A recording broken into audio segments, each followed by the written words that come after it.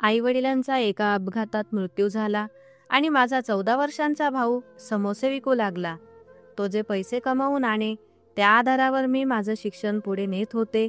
पण काका काकू त्याला म्हणायचे, तू स्वतः शिक, बहिणीला शिकवण्यात काही अर्थ नाही. मात्र माझा भाऊ त्यांच्या एकाही शब्दाकडे लक्ष देत नसे. अशा प्रकारे मी विद्यापीठापर्यंत पोहोचले आणि भाऊ मजुरी करून माझं शिक्षण चालवू लागला. नंतर मला शिष्यवृत्ती मिळाली आणि मी अमेरिकेला गेले. तिथं माझं लग्न झालं. पैसा येऊ लागल्यावर मी हळूहळू भावाला विसरले. बरीच वर्षे गेल्यानंतर एके दिवशी माझे काही कागदपत्र घेण्यासाठी मी भारतात आले. घरी पोहोचल्यावर मी अवाक झाले. दीदी, तुला फीसाठी अजून किती पैसे हवेत? आशिषने मला विचारले. मी त्याच्या चेहऱ्याकडे पाहिले. त्याच्या चेहऱ्यावर प्रचंड थकवा झळकत होता. तो पूर्ण घामाने ओला झाला होता. तो दुपारचं जेवण करण्यासाठी घरात आला होता आणि माझ्या फीबद्दल विचारत होता. 2000 रुपये अजून हवेत, मी म्हटलं. त्याने मान हलवली आणि म्हणाला, मी परवापर्यंत 2000 रुपयेसुद्धा करून देतो. मला भावाबद्दल अपार माया आली. मनातच म्हटलं, एकदा माझं शिक्षण पूर्ण झालं आणि मला नोकरी लागली की याला मी कधीच अशी कष्ट करू देणार नाही. मी आशूला जेवण दिलं आणि तो जेवून पुन्हा कामावर निघाला. पण रस्त्यात काकांनी त्याला थांबवलं. आशू बेटा, कुठे जातोयस? दुपारची वेळ आहे, थोडा आराम कर. नाही काका, यावेळी शाळा सुटते आणि मुलांची गर्दी जास्त असते. माझी चांगली कमाई होते. त्यात दिदीच्या फीचे 2000 रुपये कमी आहेत. ते काहीतरी करून जमवायचे आहेत, आशू म्हणाला. काकांनी मान हलवली. काकू दारात उभी होती, सगळं पाहत. आशू बेटा, स्वतः शिक्षण घे. बहिणीच्या शिक्षणावर पैसे घालू नकोस. मुली परकधन असतात. एक दिवस लग्न करून निघून जातात आणि पाहशील, उद्या तुझी बहीण शिकून मोठी झाली की तुला विचारणारही नाही. स्वतःच्या संसारात गुंगून जाईल. म्हणून स्वतः शिक. जशी मेहनत करतोयस तसंच तुझं शिक्षण सहज चालेल. मेघाची काळजी करू नको. तिला चांगलं स्थळ शोधून तिचं लग्न आपण सगळे मिळून करू, असे काकू म्हणाली. नाही काका, मी शिकू किंवा माझी दिदी शिकू, एकच गोष्ट आहे. आणि बाबांच्या मृत्यूनंतर दिदीला कशाचीही कमतरता जाणवू नये, अशी माझी इच्छा आहे. बाबांनी तिला उच्च शिक्षण द्यायचं स्वप्न पाहिलं होतं आणि ते स्वप्न मी पूर्ण करणार. आशू उत्तरला आणि कामावर निघून गेला. काकांनी त्याच्याकडे खेदानं पाहिलं आणि घरी गेले. आमची अवस्था सुरुवातीला अशी नव्हती, पण आईवडिलांच्या मृत्यूनंतर सगळं बदलून गेलं. बाबा सरकारी विभागात एक साधेसे क्लर्क होते, पण आमच्या घराचा खर्च अतिशय चांगला चालायचा, कारण आईही शिवणकाम करत असे. आम्ही दोघेही भावंडे शिकत होतो आणि मोठं होऊन एखाद्या चांगल्या पदावर पोहोचावं अशी आमची इच्छा होती. यात बाबा आणि आई दोघांचाही आम्हाला पूर्ण पाठिंबा होता. पण आई वडील दोघांचेही निधन झाल्यावर आमच्या हातात काहीच उरले नाही. घरात खाण्यालाही पैसे नव्हते. तेव्हा आशिषने आपली शाळा सोडून दिली आणि मजुरी करू लागला. मीही कॉलेज सोडून घरी बसले आणि शिवणकाम शिकून आईप्रमाणे घरचा खर्च चालवण्याचा प्रयत्न करू लागले, जेणेकरून आशूच्या खांद्यावरील भार कमी होईल. पण आशू म्हणाला, दीदी, तुला शिक्षण सोडायची गरज नाही. मी आहे ना, मी सगळं सांभाळेन. तू फक्त तुझ्या अभ्यासाकडे लक्ष दे आणि चांगल्या मार्कांनी पास हो. मला शिकण्याची खूप आवड होती आणि कॉलेज सोडताना माझं मन किती उदास झालं होतं ते मला स्वतःलाच कळत नव्हतं. पण आशूचं बोलणं ऐकून मला खूप धीर आला आणि मी आनंदी झाले. आशू म्हणाला की तो समोसे चाट वगैरे विकणार. त्या पैशांपैकी अर्धे घर खर्चासाठी जमा करणार आणि उरलेले माझ्या शिक्षणासाठी. घरचा खर्च कमी पडला तरी चालेल, पण तुझे शिक्षणाच्या पैशांना आपण हात लावणार नाही, तो ठामपणे म्हणाला. अशा प्रकारे तो मेहनत करू लागला आणि मी पुन्हा माझ्या अभ्यासात गुंतले. मी सुरुवातीपासून हुशार होते, त्यामुळे प्रत्येक परीक्षेत चांगले मार्क्स मिळवत पुढे जात राहिले आणि शेवटी विद्यापीठापर्यंत पोहोचले. तिथे मला शिष्यवृत्ती मिळाली आणि मी अमेरिकेत जाऊन शिक्षण पूर्ण करू शकणार होते. आईचे काही दागिने ठेवलेले होते. त्या कठीण काळात तेच उपयोगी पडले आणि ते दागिने विकून आशूने मला अमेरिकेला पाठवण्याचा निर्णय घेतला. तेव्हा तो केवळ 18 वर्षांचा होता, पण एवढ्या जबाबदाऱ्या पेलताना तो 28 वर्षांचा वाटत होता. त्याच्या मनात सतत हेच चालू असे की कुठे बचत करता येईल आणि कोणता खर्च माझ्या शिक्षणासाठी वाचवता येईल. मला त्याच्यावर खूप माया येत असे आणि कधीकधी आमची परिस्थिती पाहून मनात खूप दुःखही होत असे. काश मी त्याला त्यावेळी काहीतरी मदत करू शकले असते. पण आता काहीच दिवस उरले होते. मी एकदा शिकून मोठी झाले की त्याच्या खांद्यावरील सर्व भार मी हलका करू शकणार होते. शेवटी मी डोळ्यात पाणी घेऊन भारत सोडले आणि अमेरिकेला आले.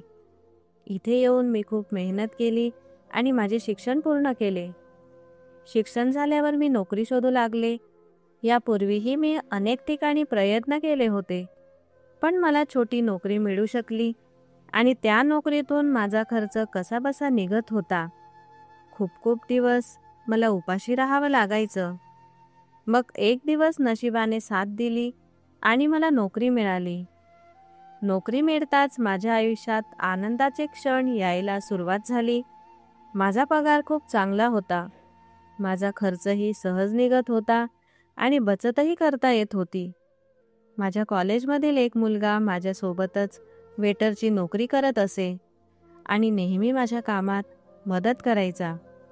हळूहळू आम्ही एकमेकांवर प्रेम करू लागलो. त्याने मला प्रपोज केले आणि आम्ही लग्न करण्याचा निर्णय घेतला. पण लग्नाआधी आम्हाला स्वतःच्या आयुष्यात स्थिर व्हायचे होते. त्यानेही माझ्यासोबत नोकरी शोधायला सुरुवात केली आणि माझ्या 1 महिन्यानंतर त्यालाही नोकरी मिळाली. त्याची नोकरी माझ्यापेक्षा अधिक चांगली होती. मग आम्ही एक फ्लॅट भाड्याने घेतला आणि लग्नानंतर आम्ही तिथेच राहू लागलो. मी नव्या आनंदात इतकी गुंतून गेले की आशूची आठवणही राहिली नाही. मला हेही आठवले नाही की भारतात माझा एक लहान भाऊ आहे, ज्याने मला शिकवण्यासाठी दिवसरात्र कष्ट केले होते. ज्या 14 वर्षांच्या वयात मुलं शाळा करतात, त्या वयात त्याने समोसे चाट विकायला सुरुवात केली होती. त्याने स्वतःचं संपूर्ण आयुष्य माझ्या नावावर केलं होतं. माझ्यासाठी स्वतःची शाळा सोडली होती. तो माझ्यापेक्षा जास्त हुशार आणि अभ्यासू होता, पण मी सगळं विसरले. फक्त स्वतःचा आणि नवरा आरवचा विचार करत राहिले. वेळ जसजसा जात होता, आरवची नोकरी छान प्रगती करत होती. त्याला सतत प्रमोशन्स मिळत होते. एक दिवस आरव म्हणाला, "तू हवं तर नोकरी सोड. आता मी तुझे सर्व खर्च उचलू शकतो." मला आनंद झाला, पण मी स्वतःच्या इच्छेने नोकरी करत राहिले. आरव आपल्या बहीण भावंडांशी तासनतास फोनवर बोलत असे. त्यांना गिफ्ट्स पाठवत असे. त्यांची मनधरणी करत असे. पण त्याचं बघूनही कधी मनात आलं नाही की मी आशूला फोन करावा किंवा त्याच्या गरजांबद्दल विचारावं. काका काकू आशूला सांगत असत की माझ्या शिक्षणावर पैसे घालवण्यापेक्षा त्याने स्वतःची काळजी घ्यावी. पण त्याने कधीच स्वतःचा विचार केला नाही आणि मी इतकी स्वार्थी बनले की मी त्याच्याकडे परत फिरून पाहिले नाही. वर्षे गेली आणि माझ्या घरी मुलगा झाला. आरव फार आनंदी झाला. मला म्हणाला, "मेघा, आता तू नोकरी सोड.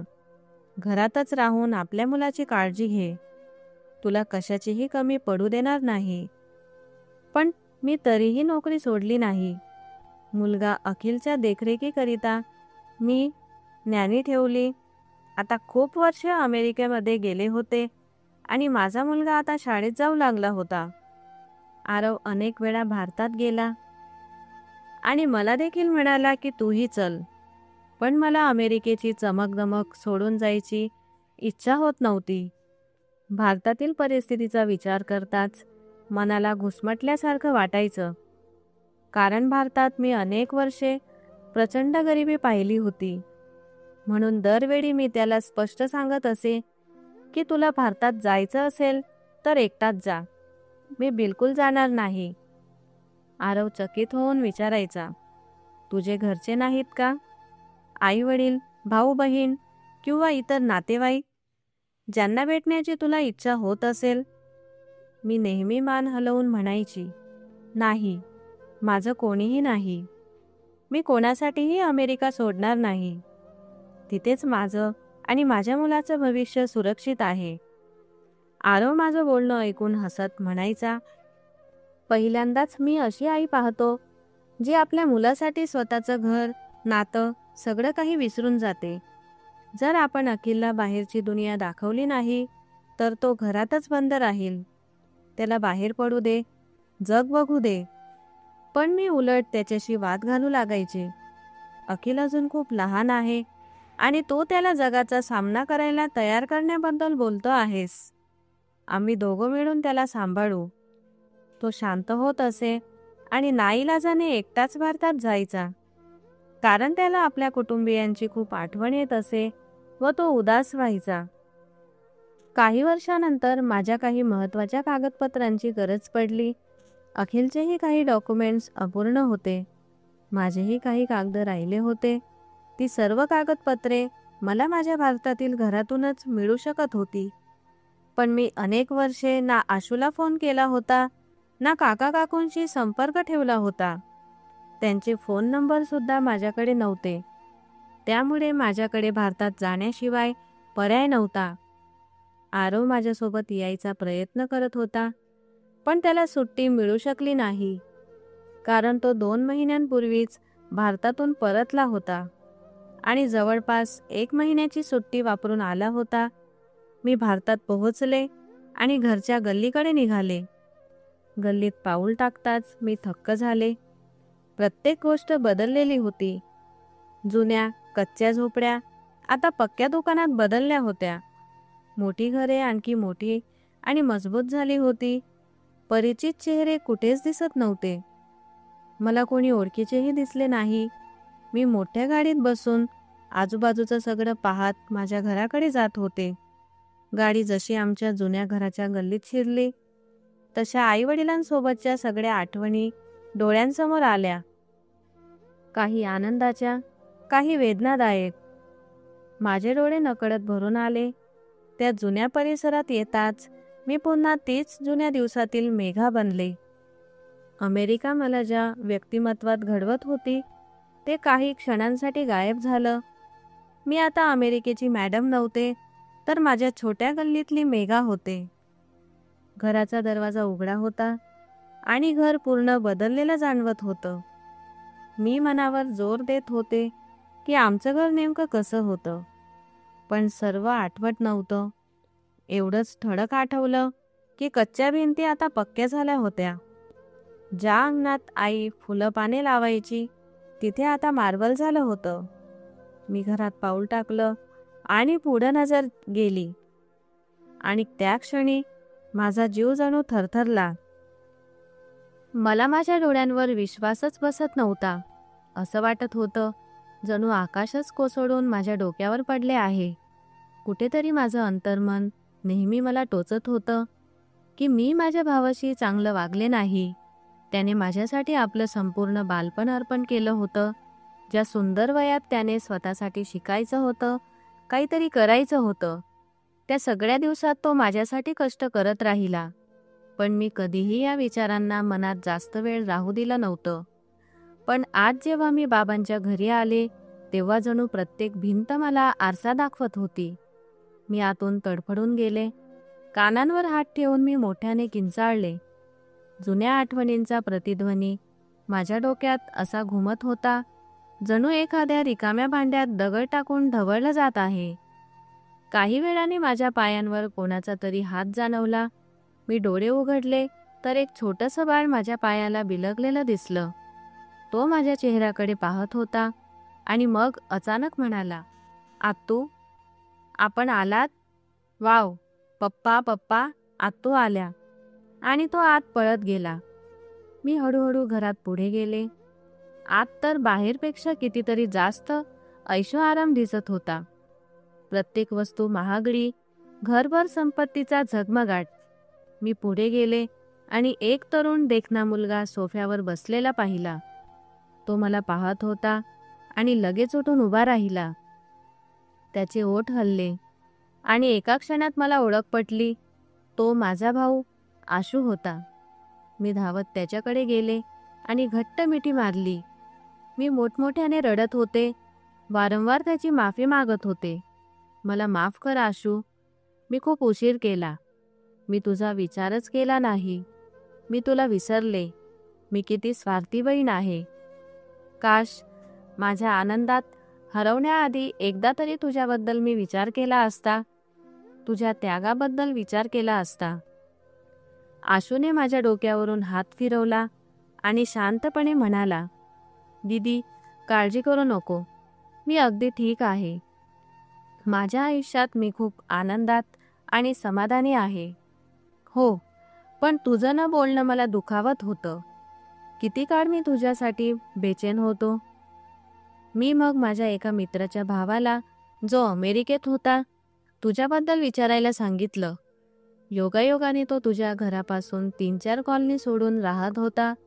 त्याने तुला शोधलं आणि तुझ्याबद्दलची सगळी माहिती मला दिली.